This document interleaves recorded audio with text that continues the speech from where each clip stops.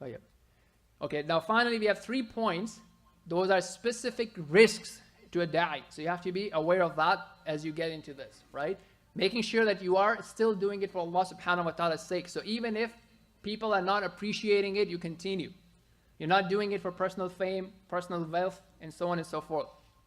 And secondly, being desensitized. So sometimes spending a lot of time with non-Muslims or new Muslims, you might talk a lot about sins commonly, right? So this is thing that, you wouldn't talk about it if you're only hanging out with Muslims most of the time.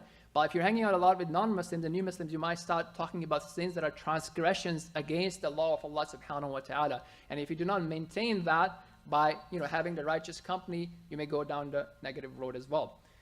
Finally, you don't want to be confusing yourself, right? So, imagine if you're a boxer and you fight someone who's way above your league, you can hurt yourself.